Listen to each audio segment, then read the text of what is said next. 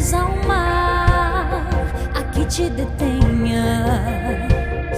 dá forma aos montes.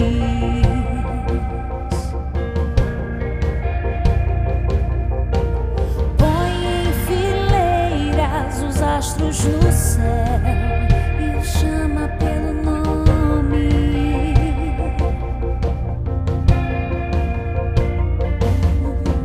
Diz ao mar a que te detenhas, dá forma aos montes.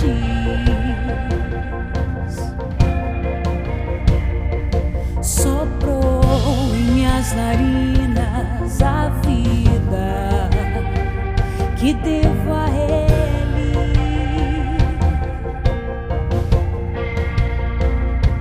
Sonhou pra mim um sonho tão lindo, vivo pra Ele. O que fazer diante de um Deus tão glorioso?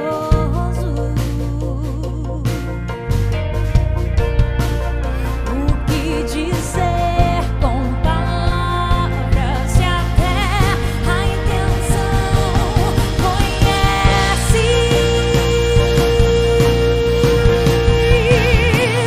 Adorar, adorar, adorar e orar contrito. Adorar, adorar e prostrado ficar rendido.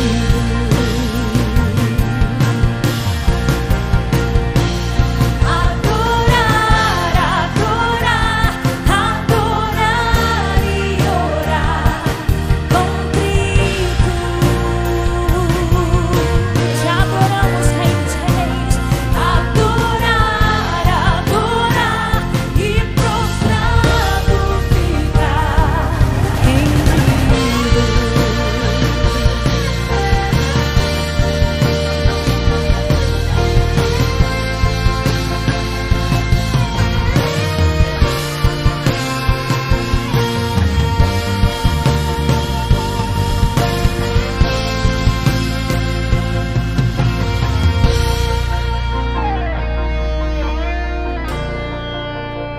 O que fazer diante de um Deus tão glorioso? O que dizer com palavras? O que dizer com palavras se até a intenção conhece? Eu vou te adorar, adorar, adorar, adorar e orar contrito.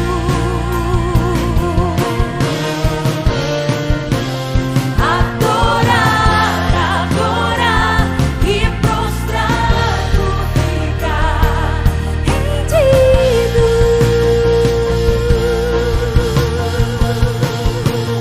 Adorar, adorar, adorar e orar contrito. Adorar, Senhor. Adorar, adorar e prostrado ficar rendido. Eu vou te adorar, Senhor, em todo tempo. Eu vou te adorar, Senhor. Tu és o meu Deus, o meu Senhor. Me rendo aos teus pés, Senhor. Eu vou te adorar, Senhor. Eu vou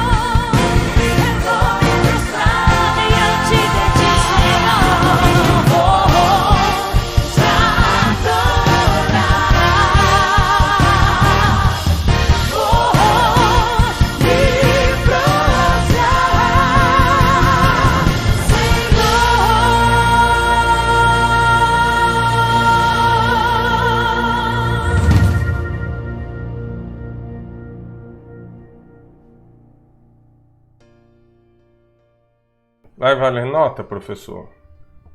Eu, quando professor, ouvi muito disso dentro de sala de aula, né? Eu creio que qualquer um que tenha tido a experiência da docência também ouviu isso. Quando a gente passa alguma tarefa, principalmente alguma tarefa que é para ser feita ali naquele momento, o aluno sempre quer saber se vai valer nota.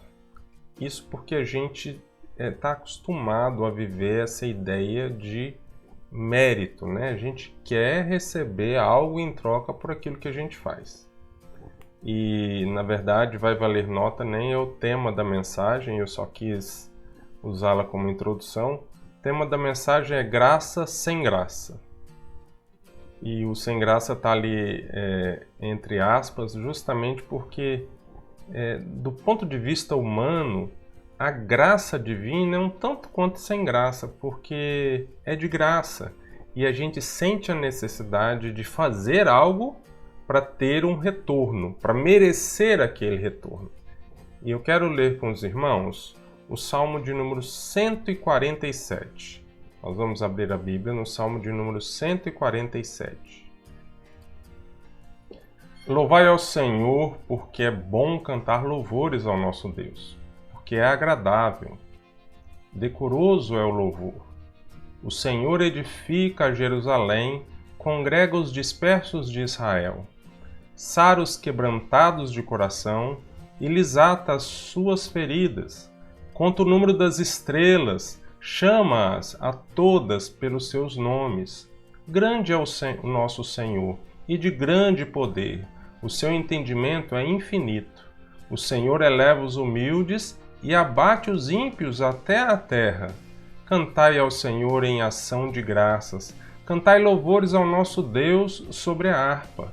Ele é o que cobre o céu de nuvens, o que prepara a chuva para a terra e o que faz produzir ervas sobre os montes, o que dá aos animais o seu sustento e aos filhos dos corvos quando clamam. Não se deleita na força do cavalo, nem se compraz nas pernas do homem. O Senhor se agrada dos que o temem e dos que esperam na sua misericórdia. Vamos ler somente até o versículo 11. Depois eu te recomendo a ler o salmo completo em casa e refletir sobre ele. Esse salmo é muito interessante porque ele começa falando sobre o poder do Senhor, né? Ele fala que o Senhor conta as estrelas e chama cada uma pelo nome. E eu tive curiosidade de pesquisar e a gente, na Via Láctea, que é a galáxia que a gente faz parte, né? Que o Sistema Solar faz parte, porque o Sistema Solar tem uma estrela só, que é o Sol. Mas a gente está dentro de uma galáxia que chama Via Láctea. E ela tem de 200 a 50 bilhões de estrelas. E galáxias no universo são de 1.500 a 2.500 bilhões de galáxias no universo. Então estrelas no universo são mais de 100 trilhões de bilhões. Eu não sei nem imaginar que quantidade é essa. Mas o Senhor põe em fileira os astros do céu e chama cada um pelo nome. Ele fala também sobre que o poder do Senhor é grande, que o seu entendimento é infinito. Aí o salmista começa falando sobre algumas coisas de que ele cobre o céu de nuvens, ele prepara a chuva para a terra, ele faz produzir a erva sobre os montes, mostrando que a natureza, os ciclos da natureza, né? O desenrolar das coisas através das estações, está tudo sob o controle do Senhor. E o salmista, depois que ele fala tudo isso, ele fala um texto que parece que está fora do contexto, quando ele diz assim: não se deleita na força do cavalo, nem se compraz nas pernas do homem. Estranho, né? Esse versículo. O que esse versículo está fazendo dentro desse salmo? Dizendo que o Senhor não se deleita na força do cavalo, nem se compraz nas pernas do homem. Dizendo assim, olha, o Senhor a força do cavalo ou a força do homem não atrai a atenção do Senhor. isso não traz deleite para ele. Aí que está o X da questão, aí que eu gostaria de refletir com vocês, sobre justamente essa ideia do que atrai o Senhor, né? E será que é algo que a gente faz? O Senhor é bondoso para conosco porque a gente faz algo para Ele? Vale nota as coisas que a gente faz para o Senhor? O próximo versículo, ele fala sobre que o Senhor se agrada naquele que teme ao Senhor e naquele que espera na sua misericórdia. Então, eu tenho a impressão que toda essa introdução do Salmo serviu para nos ensinar alguma coisa e que a ideia do Salmo é concluir que o Senhor não está nem aí para a sua força. O Senhor não está nem aí para as suas habilidades, né? Então vamos refletir sobre esse Salmo e o que ele nos ensina de Deus em relação a nós. Em primeiro lugar, Deus se importa com você. O versículo 3 fala assim: sara os quebrantados de coração e lhes ata as suas feridas. O Senhor se importa com você, apesar dele saber o nome de cada estrela, cada astro do céu, né? E não só a estrela, a gente falou astro do céu, mas planetas e demais astros do céu, né? Apesar dele saber o nome de cada um, o Senhor se importa com você. Ele sara os quebrantados de coração e lhe ata as feridas. Ou seja, o Senhor é quem nos consola, o Senhor é quem cuida de nós, o Senhor é quem atenta para as nossas fraquezas, as nossas dificuldades. O Senhor cuida de cada um de nós. Nós precisamos aprender sobre isso e aplicar isso em nossas vidas, porque a gente tem vivido um tempo muito complicado, né? Esse tempo de pandemia, esse tempo de isolamento social, pessoas perdendo entes queridos, pessoas perdendo a saúde e muitas vezes não compreendem. Eu já falei uma vez eu ouvi uma fala de uma pessoa que estava passando por uma dificuldade muito grande e ela falou assim: pastor, Deus me abandonou. Eu quero te dizer que Deus não nos abandona. Deus permite certas coisas, Deus permite o sofrimento, Deus permite a pandemia. Eu não tenho dúvida nenhuma em dizer que a pandemia não fugiu do controle do Senhor. Ela pode ter fugido do controle do ministro da Saúde, ela pode ter fugido do controle do presidente da República, ela pode ter fugido do controle da Organização Mundial de Saúde. Mas a pandemia não fugiu do controle do Senhor. Se ela está aí, é porque Deus permitiu. A gente não pode ter dúvida quanto a isso. Mas apesar disso, e muitas vezes a gente não compreende, tá? Eu falo assim: pastor, então me explica aí, por que Deus permitiu? A gente não compreende. Há certos mistérios na vida, e principalmente certos mistérios com relação aos propósitos de Deus, principalmente ao sofrimento, porque o sofrimento ele contraria nosso instinto de sobrevivência, nosso instinto de bem-estar. Então, o sofrimento traz essas dúvidas ao nosso coração e eu quero dizer que muitas vezes a gente não sabe por quê. Mas com certeza eu sei que está no controle do Senhor, ele não perdeu o controle. E o Senhor cuida de nós. O Senhor atenta para as nossas fraquezas. O Senhor sara os quebrantados de coração. O Senhor que cuida das suas feridas. Esse salmo também nos ensina que o Senhor é justo. Olha o que diz no versículo 6. O Senhor eleva os humildes e abate os ímpios até a terra.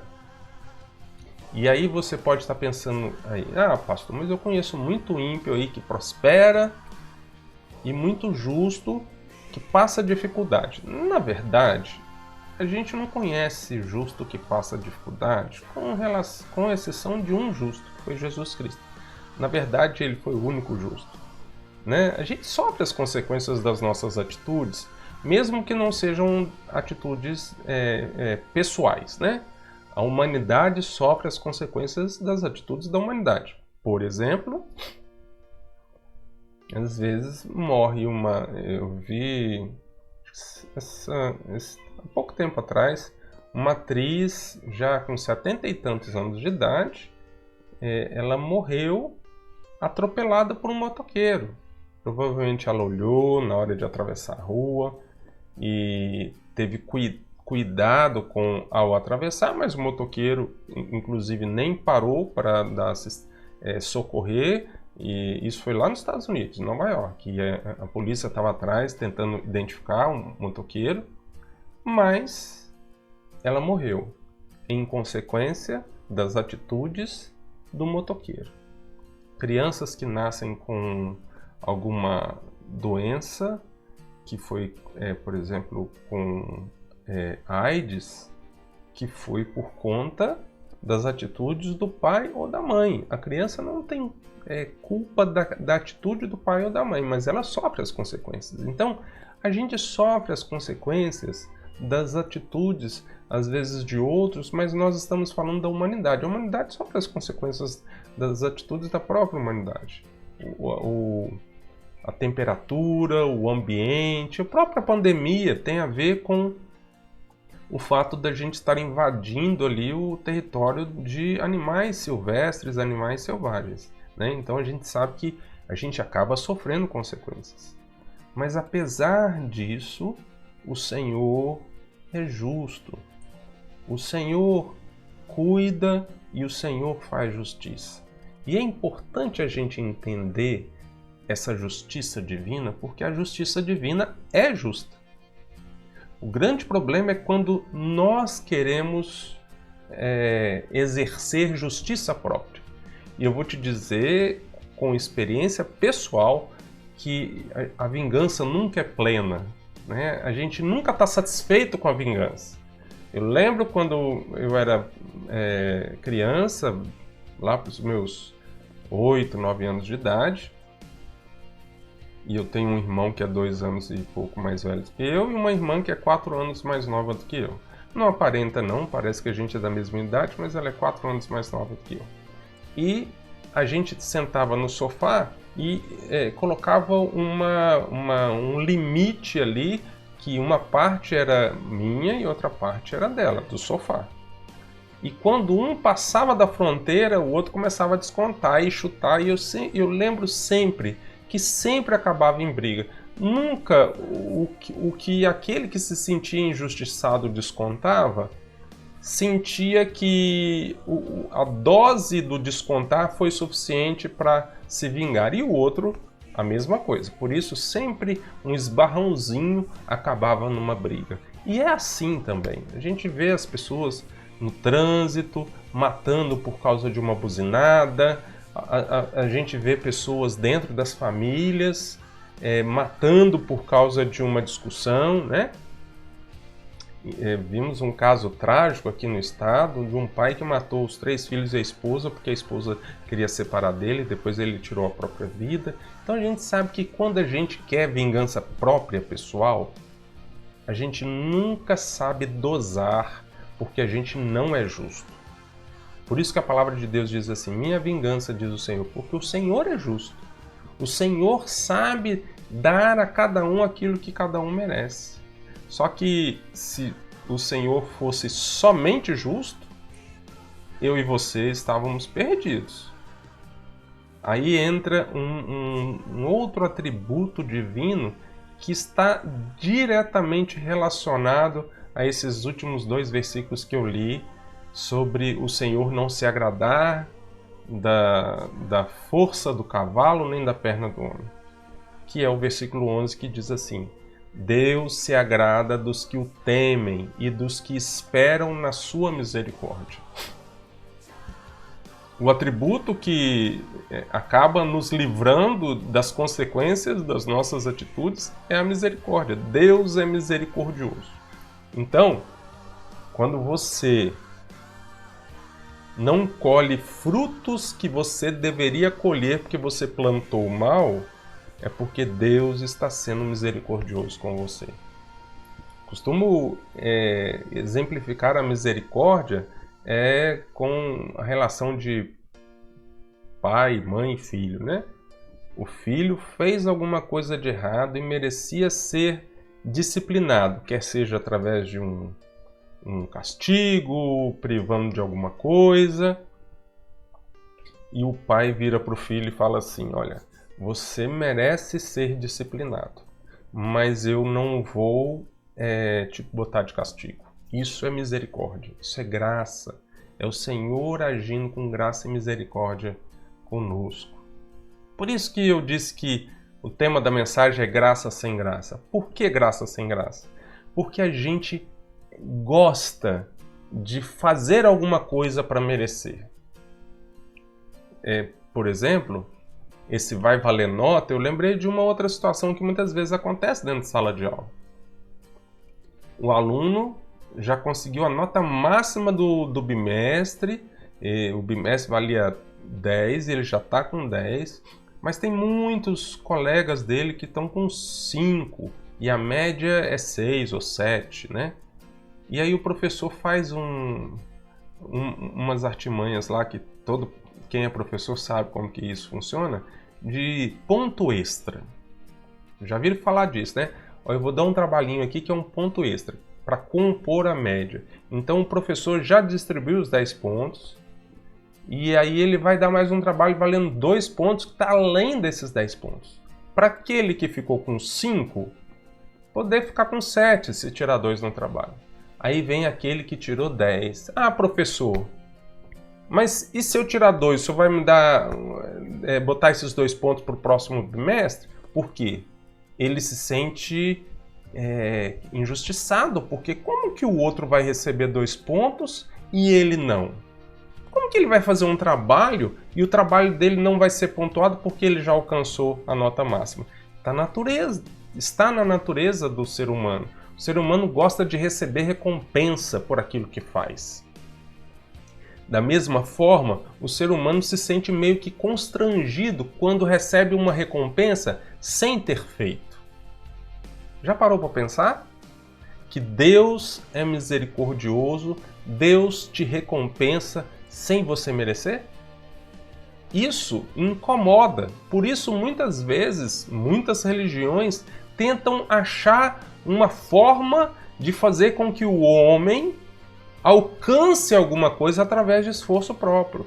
E eu quero te dizer que a salvação é de graça.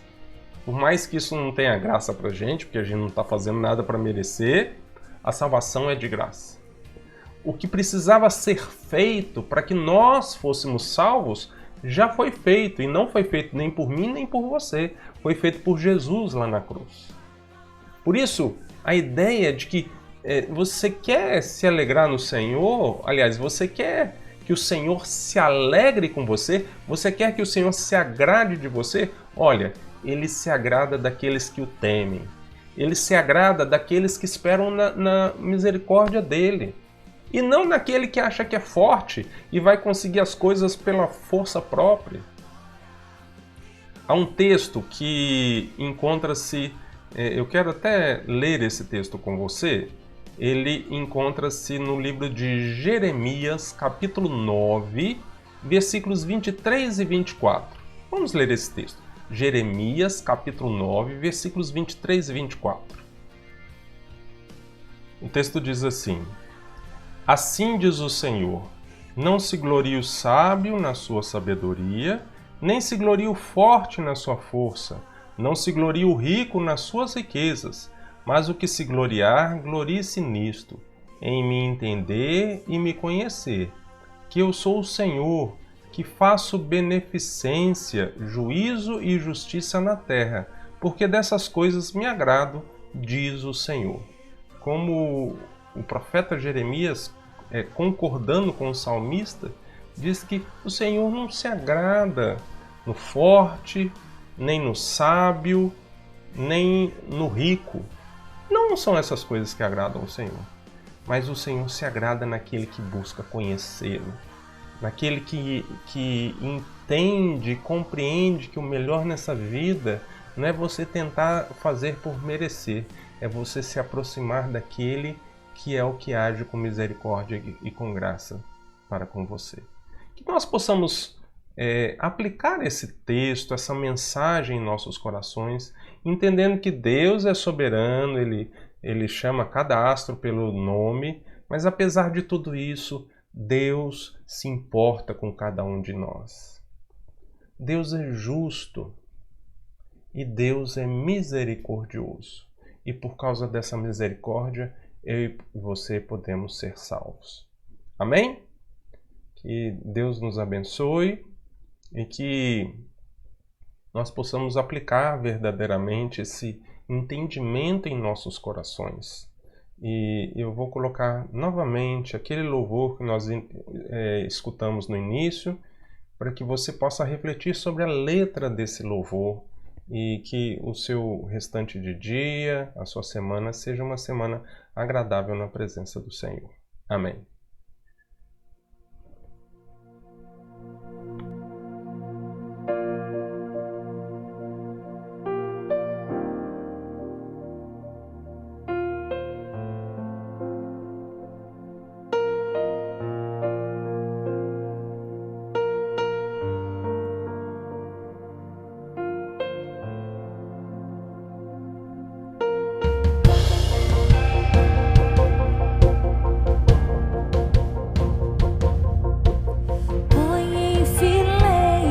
Os astros no céu e o chama pelo nome.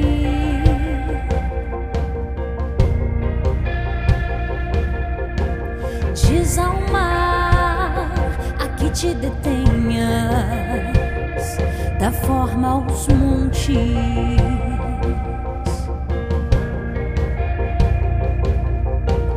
Põe em fileiras os astros no céu, chama pelo nome.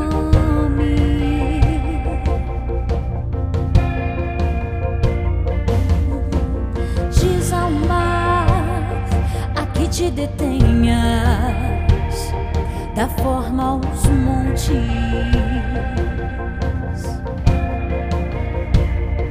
Soprou em minhas narinas a vida que devo a Ele.